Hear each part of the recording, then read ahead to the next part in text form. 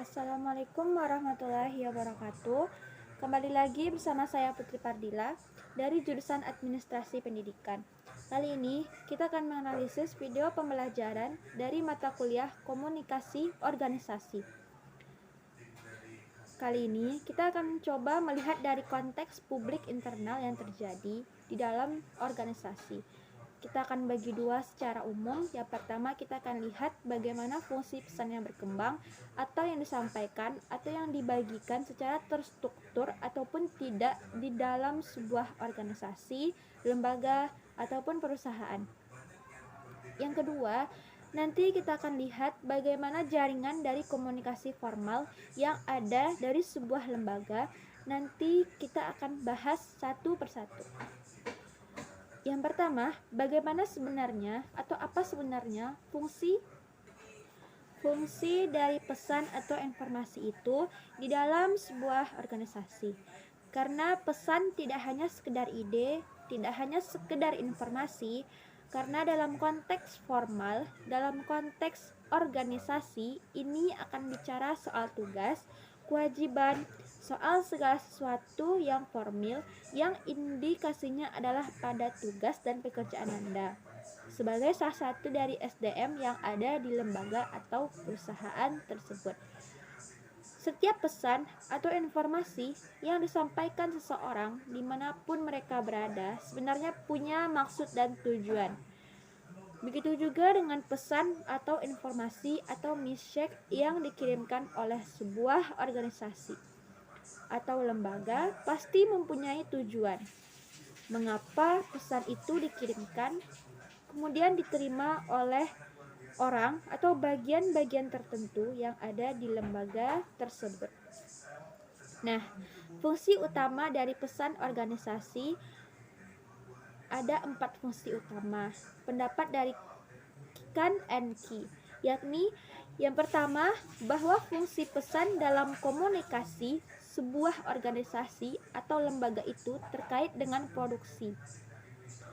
Yang kedua, terkait dengan pemeliharaan. Yang ketiga, fungsi pesan itu terkait dengan penerimaan. Yang keempat, terkait dengan pengelolaan organisasi. Kan and Kin melihat itu semua dari fungsi pesan yang ada di sebuah organisasi produksi. Sekarang kita lihat pendapat dari Reddy. 3 alasan pengiriman pesan. Yang pertama untuk pengiriman tugas, yang kedua untuk pemeliharaan, dan yang ketiga untuk kemanusiaan. Menurut Thayer ada 5. Yang pertama memberikan informasi. Jadi ini umum sekali bahwa informasi pesan atau message yang disampaikan dalam organisasi dimanapun oleh siapapun dan kapanpun itu adalah untuk informasi. Yang kedua, membujuk seseorang atau satu lembaga untuk mencapai sesuatu yang diinginkan. Yang ketiga, memberikan perintah. Yang keempat, memberikan instruksi. Dan yang kelima, mengintegrasikan organisasi. Biasanya, pendapat teori ini sangat umum dan dia bisa digunakan ditempati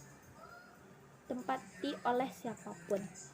Fungsi pesan dari Cranbourne ada 4. Yang pertama, mengatur segala sesuatu termasuk perilaku, pekerjaan, pola yang terjadi dalam sebuah organisasi sehingga bekerja sesuai aturan yang ada. Yang kedua, melakukan pembaruan. Melalui pesan, segala sesuatu yang untuk diperbarui itu bisa dilakukan. Yang ketiga, integrasi sama dengan yang dikatakan Terry tadi, bahwa organisasi itu bagian-bagian yang terpisah masing-masing, tapi organisasi ini adalah satu kesatuan. Mencapai tujuan organisasi yang memberikan informasi sekaligus instruksi yang jelas. Bagaimana instruksi ada tanpa pesan? Karena pesan itu fungsinya adalah sebagai informasi buat semua orang, sebagai instruksi juga untuk melakukan apapun, dimanapun, kapanpun, dan seperti apa. Dari macam-macam pendapat itu, ada kecenderungan dari tujuan atau fungsi dari pesan maupun istilah yang berbeda. Yang pertama, pesan tugas.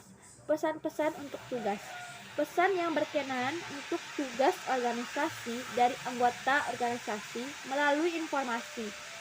Pesan tugas ini sehubungan dengan isi output dan lembaga itu.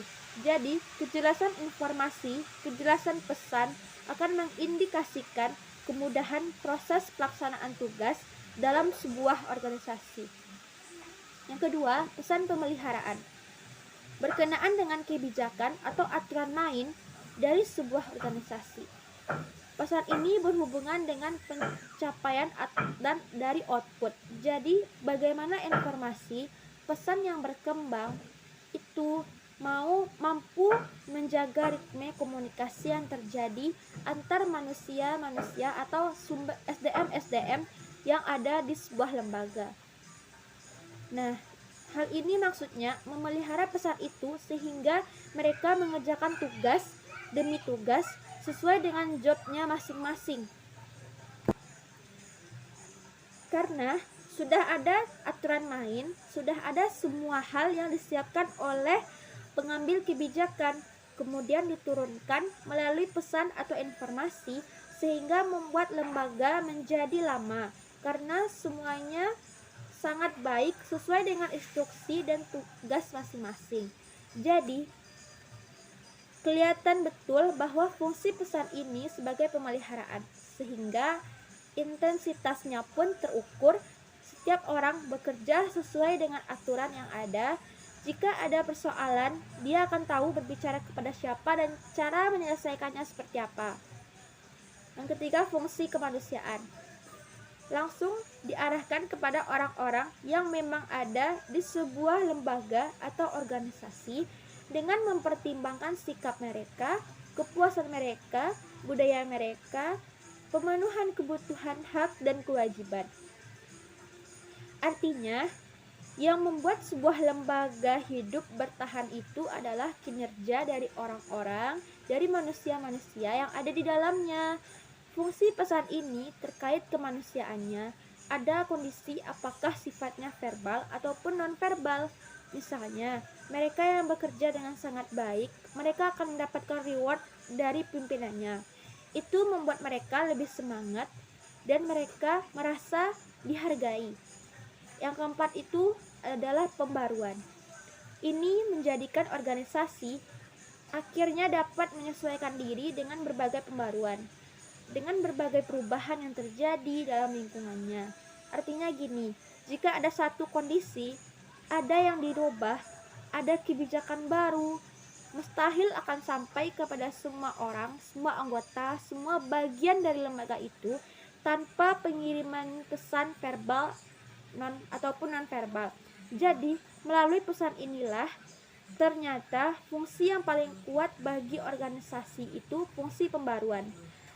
Bahwa pembaruan akan terjadi melalui penguatan-penguatan fungsi, pesan-pesan atau informasi yang disebarkan secara baik melalui jaringan yang jelas sehingga setiap orang akan mengikutinya.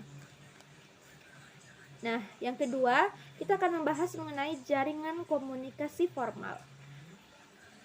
Jaringan komunikasi formal ini biasanya mengalir dari bawah ke atas atau horizontal. Tapi secara umum, pada prinsipnya, jaringan komunikasi dibagi atas formal dan informal. Nah, sekarang kita akan bahas jaringan komunikasi formal. Bukan berarti jaringan komunikasi informal ini tidak penting, tetapi karena tahap pembahasan kita kali ini adalah komunikasi formal, jaringan komunikasi formal, jadi kita hanya akan membahas jaringan komunikasi formal pada pertemuan kali ini. Nah, jaringan komunikasi formal ada 3 bentuk utama: arus pesan atau jaringan pesan dalam komunikasi formil yang mengikuti garis komunikasi struktur organisasi formil. Yang pertama, komunikasi kepada bawahan, berarti dari pimpinan ke bawahan. Komunikasi ini menunjukkan komunikasi yang dilakukan oleh pimpinan kepada orang-orang yang ada di bawah. kepemimpinannya. Komunikasi ini berkenaan dengan tugas-tugas atau perintah. Lewis mengatakan untuk menyampaikan satu tujuan, satu maksud, untuk merubah sikap, untuk membentuk pendapat, maka mengurangi ketakutan seseorang dalam lembaga, bahkan menghilangkan kecurigaan yang timbul karena salah informasi, mencegah kesalahpahaman akibat kurangnya informasi, mempersiapkan anggota organisasi dengan perubahan. Selanjutnya, kita akan bahas tipe-tipe downward atau atas ke bawah. Yang pertama, instruksi tugas. Kaitannya adalah pesan yang disampaikan kepada bawahan mengenai apa yang diharapkan mereka lakukan dan bagaimana pula para pegawai atau pekerja ini melakukan pesan tersebut atau melakukan informasi tersebut, menjalankan tugas tersebut atau melaksanakan tanggung jawab tersebut. Yang kedua, rasional atau pekerjaan adalah pesan atau informasi yang menjelaskan tentang tujuan dari aktivitas dan bagaimana kaitan aktivitas-aktivitas itu dengan aktivitas lainnya dalam organisasi atau objektivitas organisasi. Yang ketiga, ideologi merupakan peluasan dari pesan-pesan rasional. Pesan ini mencari songkongan dan antusiasme dari organisasi lain, dari anggota organisasi lain yang banyak guna untuk mendapatkan loyalitas mereka, moral kerja, dan motivasi dalam bekerja. Semakin tinggi pengaruh dari pesan yang disampaikan oleh pimpinan tadi, maka cenderung biasanya akan semakin tinggi pula tingkat loyalitas mereka, tingkat loyalitas, moralitas, dan motivasi pegawai dalam melaksanakan tugas-tugas mereka. Yang keempat, itu ada informasi pesan. Yang dimaksud adalah memperkenalkan bawahan dengan praktek-praktek organisasi terkait dengan aturan-aturan organisasi, berbagai keuntungan, kebiasaan, dan tata lain yang tidak berhubungan dengan instruksi atau rasional. Yang kelima, itu ada balikan. Pesan yang isinya informasi mengenai ketepatan individu, ketepatan seseorang, ketepatan setiap orang, setiap SDM yang ada di suatu lembaga atau perusahaan itu dalam melakukan pekerjaannya, dan ini adalah bentuk komunikasi dua arah. Walaupun itu instruksi ke bawah, tetapi ada indikasi implisit untuk secara nonverbal dilakukan sehingga efeknya setiap individu, setiap pegawai melakukan sesuai dengan perintah. Dan yang mesti kita ingat satu hal ini adalah semua bentuk komunikasi ke bawah itu dipengaruhi oleh struktur hierarki dalam organisasi. Pesan ke bawah cenderung bertambah karena memang pesan itu akan bergerak melalui tingkatan hierarki masing-masing. Jadi tidak zigzag, tidak diagonal, dan pesan itu berkembang sesuai dengan arus dan struktur hierarki yang ada dalam organisasi itu yang mengindikasikan formal. Yang kedua, yang pertama tadi adalah downward, yaitu komunikasi ke bawah. Nah, sekarang adalah upward communication atau komunikasi ke atas dari kita yang di bawah kepada pimpinan. Komunikasi ke atas adalah pesan yang mengalir dari bawahan, dari pegawai kepada atasan, atau bisa dikatakan dari tingkat level rendah kepada tingkat yang lebih tinggi sesuai dengan hierarki tadi dalam organisasi. Tujuannya adalah untuk memberikan balikan atas instruksi dalam memberikan saran atau pendapat dan banyak lagi. Fungsi komunikasi ke atas ini menurut Goldberg, yang pertama, komunikasi kertas salah. Maksudnya komunikasi ke atas berfungsi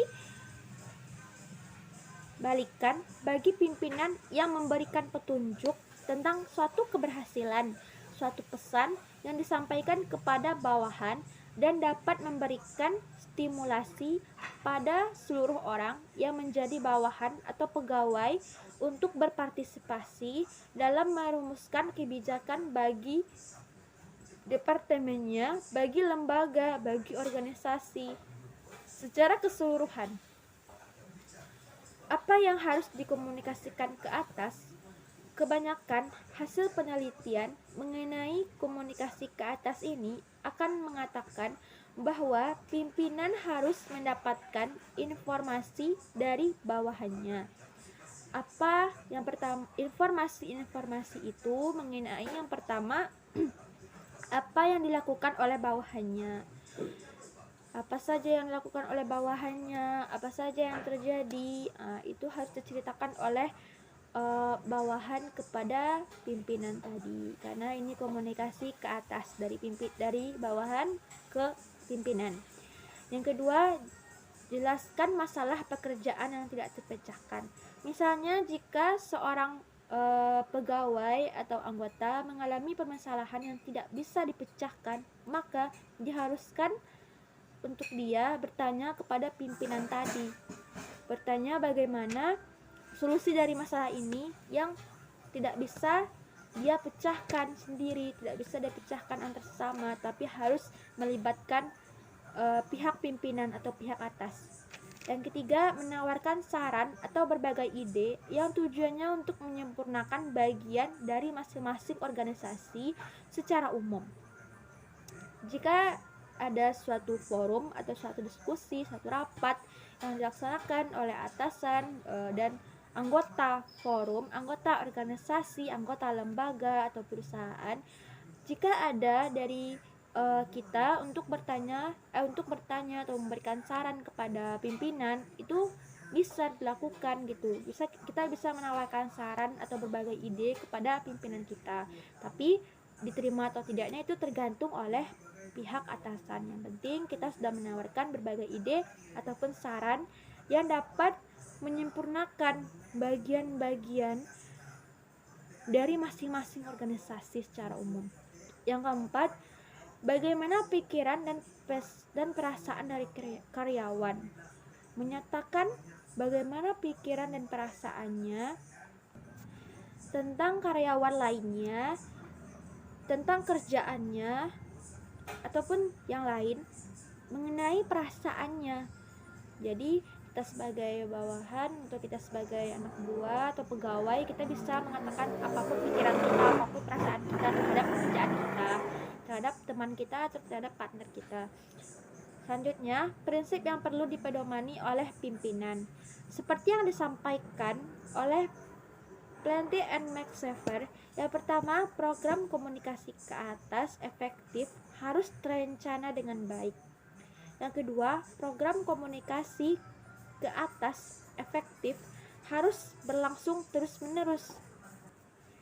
Intinya gini, ada media untuk terus-menerus meminta pendapat, masukan, untuk terus-menerus mengatakan perasaan kita, perasaan mereka, kepuasan mereka, termasuk organisasi secara keseluruhan. Yang ketiga, menggunakan saluran yang rutin. Jadi, ada saluran yang rutin disediakan oleh perusahaan, oleh lembaga atau organisasi.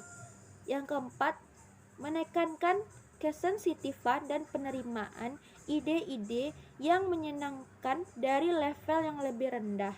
Artinya, memberikan peluang untuk tidak melakukan penekanan pada bawahan, sehingga mereka bisa menyampaikan ide-ide, perasaan mereka tanpa adanya ketakutan. Jadi, disediakanlah wadah agar mereka bisa menyampaikan semuanya dengan antusias tanpa ada rasa takut. Yang kelima, memerlukan pandangan yang efektif. Jadi maksudnya memerlukan pendengaran yang efektif. Jadi ketika kita bicara tentu harus ada pendengar yang efektif. Jadi diperlukan pendengar yang efektif gitu. Karena komunikasi yang efektif itu ketika pendengarnya itu efektif, pendengarnya itu efektif dan komunikatornya pun efektif. Jadi pesan yang disampaikan tadi dapat diterima secara baik, secara jelas tanpa adanya kesalahpahaman yang terjadi. Yang keenam, memerlukan pengambilan tindakan dan respon yang jelas. Yang ketujuh, menggunakan berbagai macam media dan metode untuk menunjukkan arus informasi tadi. Nah, yang ketiga, mengenai jaringan tadi, yang ketiganya adalah horizontal communication atau satu level, sederajat atau sama. Karyawan dengan karyawan, pimpinan dengan pimpinan. Pesan ini biasanya berhubungan dengan tugas-tugas, koordinasi, dan tanggung jawab dan lain sebagainya. Baiklah, itulah materi kita pada pertemuan kali ini tentang komunikasi internal dalam organisasi. Saya Putri Pardila